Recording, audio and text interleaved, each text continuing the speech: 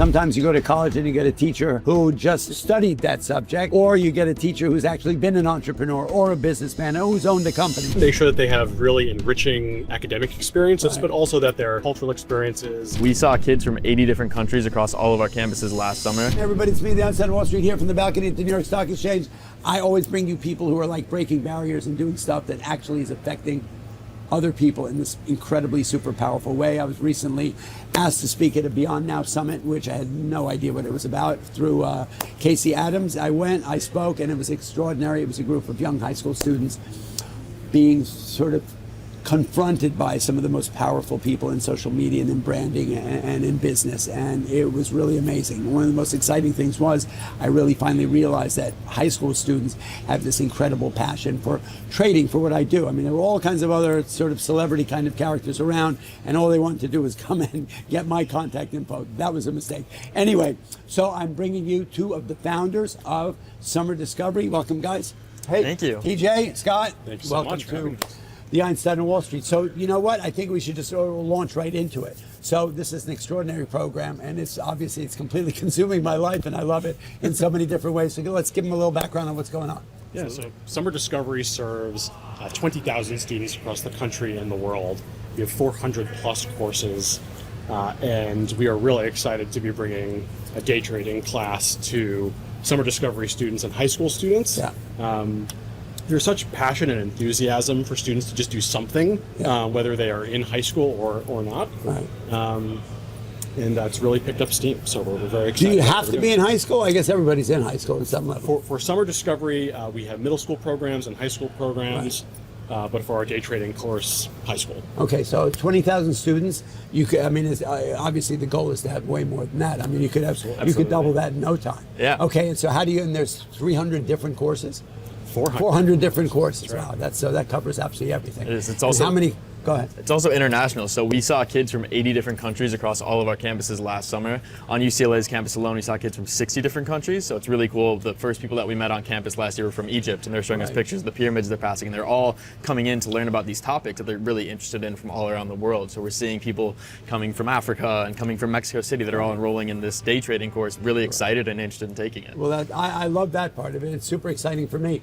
What are you finding that kids who are, what courses are they taking? Are they taking things that they hope to major in college, or they're more interested in just a super exciting college experience because you know they're sort of passionate students in general? Yeah, great question. So there's variety in all of our courses. So some students who are interested in just having like a more fun, laid-back summer might be taking surfing in the morning and then tennis in the afternoon. And then we have students who want to be doctors and they're taking careers in medicine, or lawyers and they're taking a law course, or day traders and they're taking your day trading course. So we really see all students on the spectrum of very intense, they know what they want to do in college, and students who are just exploring different college campuses and looking to have a great summer. Okay, so how many colleges are involved in the program so far? So we have 25 different colleges and universities. First of all, how long has the program been going? 60 years. 60 plus years. 60 Summer years? Discovery, yeah. Wow. Yeah. Okay, that's extraordinary. Okay, go ahead. How many colleges?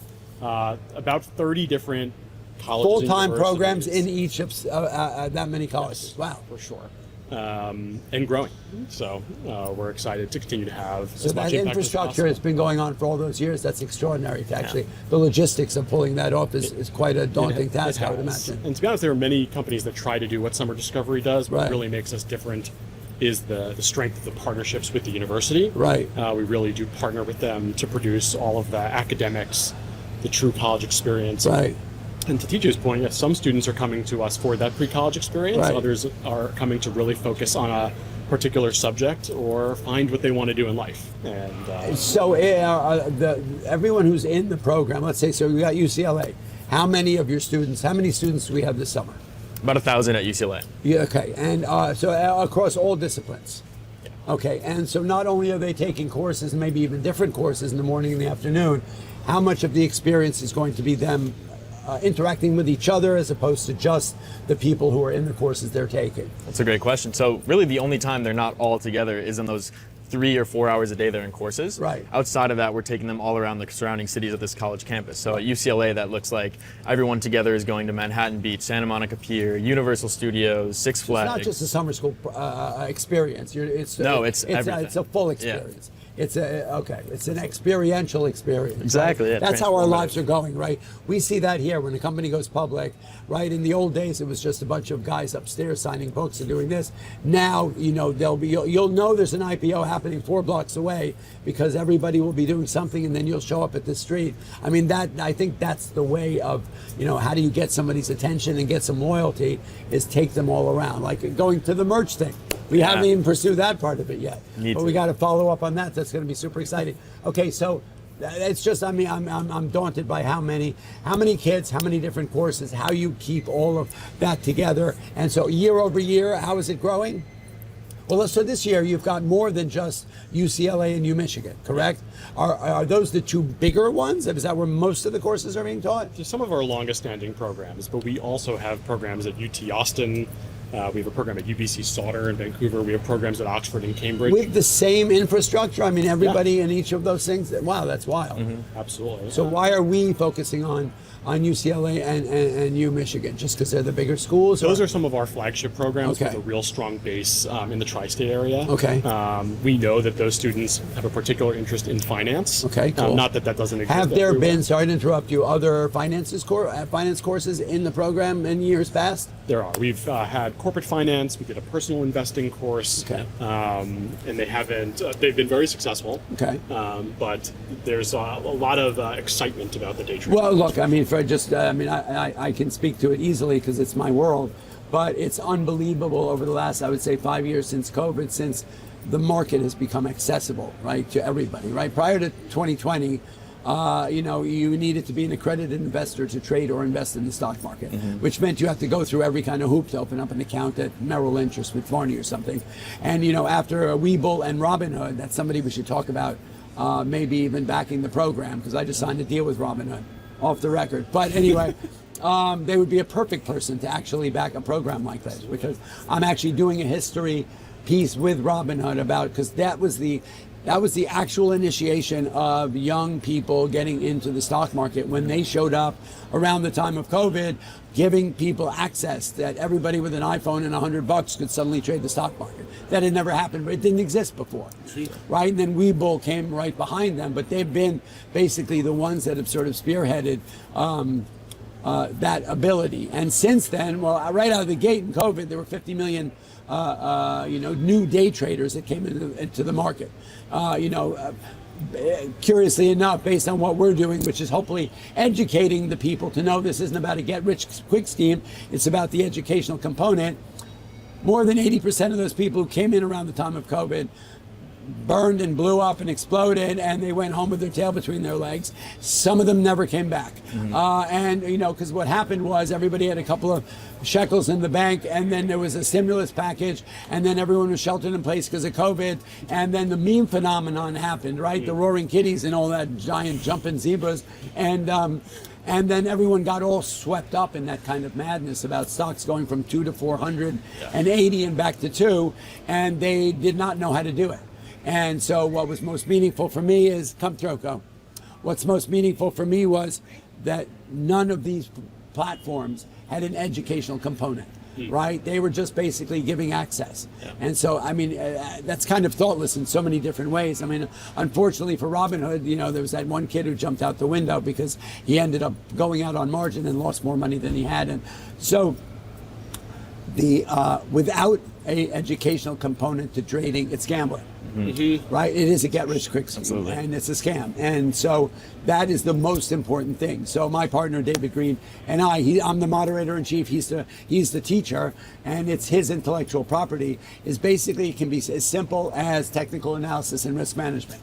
Understanding where the risks lie, identifying how much you're willing to lose in order to make some money. I'm willing to risk $50 to make 200, right? And then all the other components. So, this couldn't be a better time for all of this to happen. And the passion, you saw it. I mean, there were more kids lined up to meet me after the talk than Jameis Winston. Yeah. No disrespect to Jameis Winston.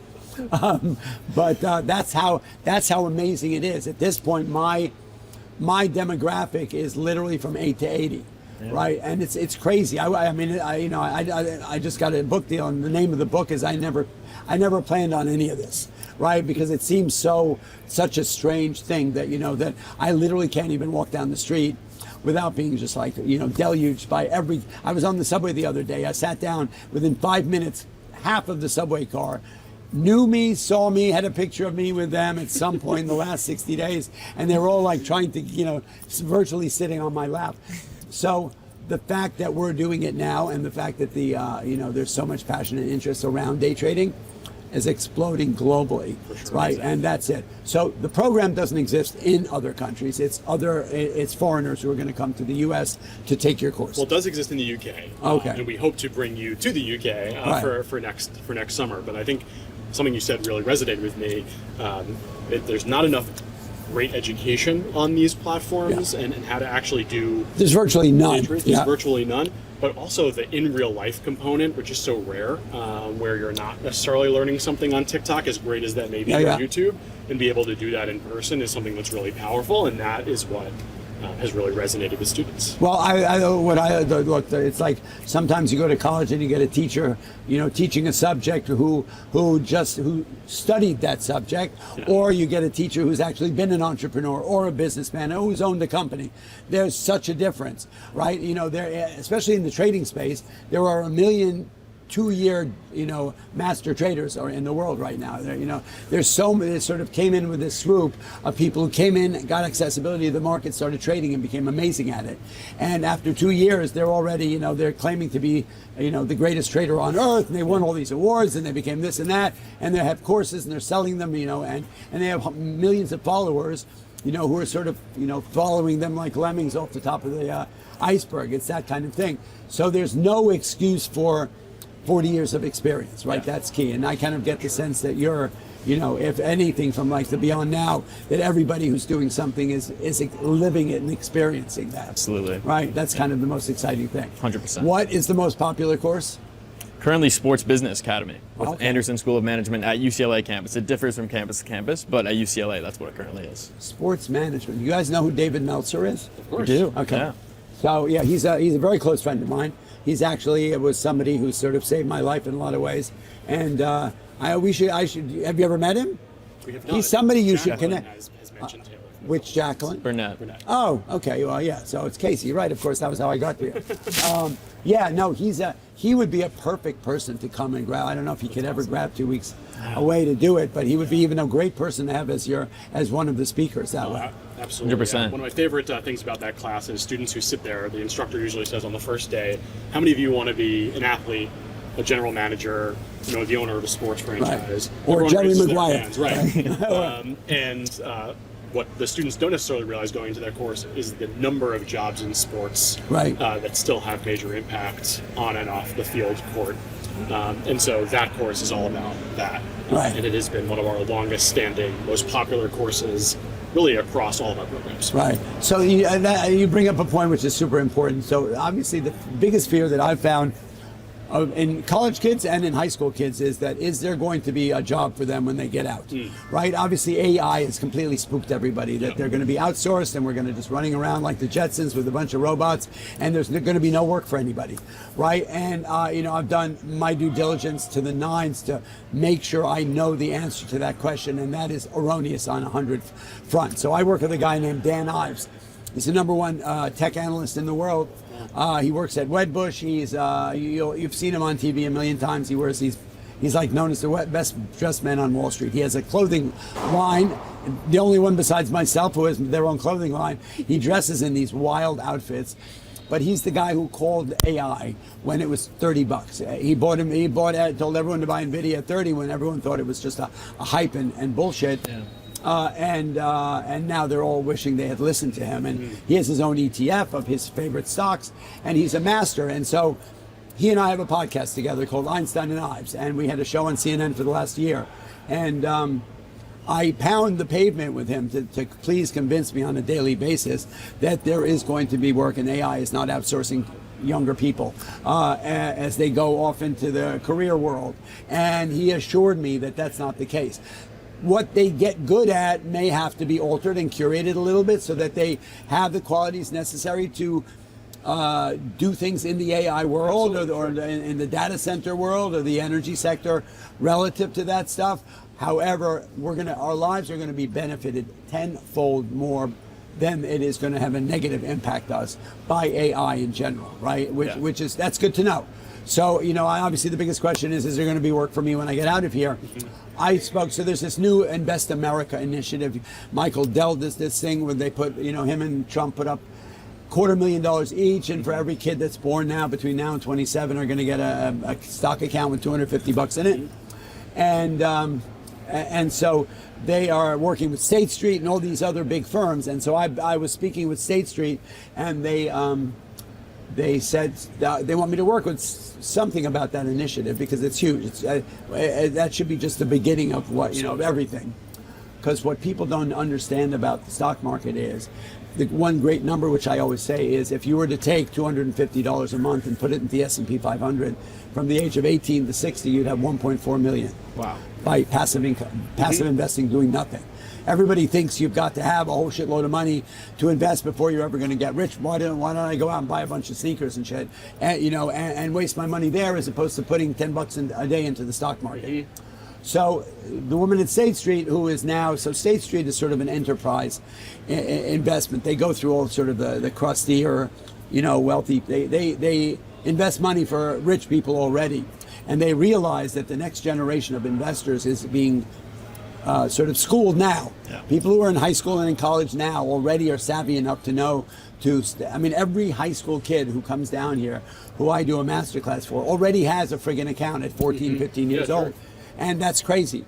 And so we were talking with her about that, and she said that there is a massive undersupply of financial advisors, right? And they want to work with me to make me like the funnel of getting that message out to people. And now that's one of the things I think we could focus on. Absolutely. Even in the talk that I give there. That's kind of a fun job. Everybody, if you were to ask them what job do you want, in finance, is to be an advisor. Everybody wants to tell somebody what to do with their money, right? So there are jobs out there in the sector. I love that what you just said about sports management too, because that there's so many different jobs that fall underneath that category. And so, why better now to at the younger age that we introduce them to the stock market, introduce them to what jobs are available so that they're able to figure out what they want, right? Obviously, it's not my line by any means, but if you find something you love to do, you'll never work a day in your life, right? Exactly. So the best advice I ever give kids is go find something you love, get really, really good at it, right? And then have some fun, right? That's it. You do not want to get into a job that you're really miserable at, right? So the earlier you try and figure that out, the better. So I think, I see the program just, growing exponentially. I'm really excited to be part of it, and 100%. So what do you see? So what's going to happen this year that didn't happen last year? What's your sort of the secret sauce that sort of hovers the growth of the program from year to year? I think the thing that we do best might sound a little corny, but we take care of other people's children. Right. You do. Well. That's a huge responsibility. It is. So to have 16 to 20,000 students, 1,000 at UCLA, 60 years of trust really is about being able to take great care of them, make sure that they have really enriching academic experiences, but also that they're making friends, cultural experiences, meeting people, and being better for having been a part of it. Right. So who started this thing? The fact that it's 60 years old is baffling. The Musicers. The Musiker family. Like a family. Were they camp people or something? So it started as a teen tour business. Okay. Which back in the day was the shit, right? Yeah. Absolutely. And then they would always make a stop at UCLA. I believe the story goes, UCLA was really amazed at how well the Musiker family took care of those students, and said, our other groups that we have here are running amok. So they organized Summer Discovery, and that's how it was born, and then grew from there. And wow, that's absolutely amazing. So what do you look for in a university that makes you attracted to them, or the other way around for you to pick them and go there? Great. True partnership, right? Yeah. We are not just space renters on a particular campus. Right. It's really about how it's not Airbnb for whatever, right? Exactly. So how can we really complement each other? We know what we do best, which is residential life. We're able to find students from all across the country and the world. But at the end of the day, how can we set up shop, but also dive deep into what that partnership looks like, putting on outstanding courses, and really being an extended part of their their university, just like that UCLA partnership Right. has been so important for so many years. We want to do that everywhere. How do the colleges follow up with those students who happen to have gone to that spot once they're no longer there or they're on there? Great question. I mean, do we have any data that says that if I went to UCLA for your program, there's a chance I may end up applying to UCLA? It's funny that you asked. So we've recently partnered with Nerd Apply. Nerd Apply, which follows high school students through their high school journey, Right. And helps to find other similar students with similar profiles, Right. And kind of advise on what they should do going into college and Right. beyond. Yeah. So now Summer Discovery has the ability with Nerd Apply to actually track outcomes, Right. And actually share that information with our university partners, and also know that for ourselves. So Right, sure. You wanted to study at UCLA, you fell in love with Los Angeles, you Right. decided to apply to UCLA. Did you actually get into UCLA? Those are the types of outcomes that we want to be able to share. Well, not knowing what the college experience is like when you're in high school, and then, and you're going to have everybody from your parents to your siblings to whatever tell you, how great this is or its legacy there, blah, blah, blah. It still doesn't give you that much comfort level. Actually spending 2 weeks there in a summer is absolutely, it's huge. That must make a huge difference. It does. And also understanding, what interests are the students have in high school and how that translates to a pre-college experience, and then also how it translates to their future job or their college major. That's really valuable data to have. So we're very excited about that partnership, and also being able to give our high school students a little bit more direction once they're done with the program, what those next steps are. So have you guys heard of this, the app they were on Shark Tanks called Scully? I have not. Okay, it was a young guy who came on, and he had came from an non-privileged family, and he wasn't going to be able to, no one had ever gone to college, and he was hell-bent on going to school, and so he applied for a scholarship, and he decided to do a deep dive into it, and he found out that there are 22,000 available non-school scholarships available through corporations and schools and this and that. Wow. And he went on Shark Tank with the idea. He said basically within 3 months he had raised $1.7 million for himself in scholarship money to go to college. And it's like a one-stop shopping. You basically download Scholar. He got a deal with Damon John or somebody, but it's kind of genius because, you'd imagine, look, I would imagine there are more underprivileged people than there are privileged people. Sure. They do have a scholarship program, which is very cool. But imagine if you didn't know that there are all those opportunities, virtually everybody, if you figure you go through 22,000 scholarships, at least one of them is going to have things that you can fit into and plug into and be able to fulfill. And in fact, you can get multiple of them, and they're interdisciplinary or whatever the word is, that if you get one, you can't have five. Right, so we should probably look into that because that's kind of, it would be cool to be able to, I'm a real believer in then once you get their attention, it's like the upsell. Mm-hmm. Right? I mean, that the whole thing about social media is eyeballs. And once you've got the eyeballs, well, it's what do you do with those eyeballs? Right? You can just shoot them one thing and then goodbye, good luck. I mean, you have their email, but if you can get their attention, the longer you get their attention, like for you guys to, it's data. Our whole world exists at this point for data. So you guys have students, but then you get them to come to you, which is, I'm sure, no easy undertaking because even though we are more connected, we're way more opposed, right, in the lives we lead. And so to convince some mom or dad that send your kid to me, like, what are you, crazy? He's going to get COVID or somebody's going to beat him up. That doesn't happen there. But to think that you can in business, if I get you to, buy my course and then I've got 3 different upsells, whether it's a hat and a cup or it's the next course or it's coaching and mentoring or it's a boot camp, that's how you get the loyalty and that's how you get, a long view customer. Absolutely. And that's why we're so thrilled with our Beyond Now initiative, right? Because Beyond. Explain that part of it to me. So how does that? So that was where I kind of wanted to go. I got spaced out on it. So the Beyond. So I met these guys through Beyond Now, which was, I guess it was a summit. Then people were speaking. Are many of the guys who come and talk just talking about what they're good at, or do many of them go on to become inspirers or teachers in the program? Yeah, I mean, we're looking for ways to dive deeper with everyone who we've had for Beyond Now, which is this initiative to bring high school students closer to people who they may not have had an opportunity to meet otherwise. So they're independent in a little bit of a way. Somebody can go to Beyond Now and not necessarily join, Kine and study the course. That's sort of your first step into sort of introducing people to the idea that the program exists as well. It's all just exposure too, because these speakers are doing amazing things in such different places of their lives. Right. So it's showing our students not only do you have to go in this track, this is also available. This is how this person got there. This is the mindset they carry with them. This is their circle, everything like that. So. Yeah, which is super exciting. I mean, it was one of the best conferences I ever spoke at.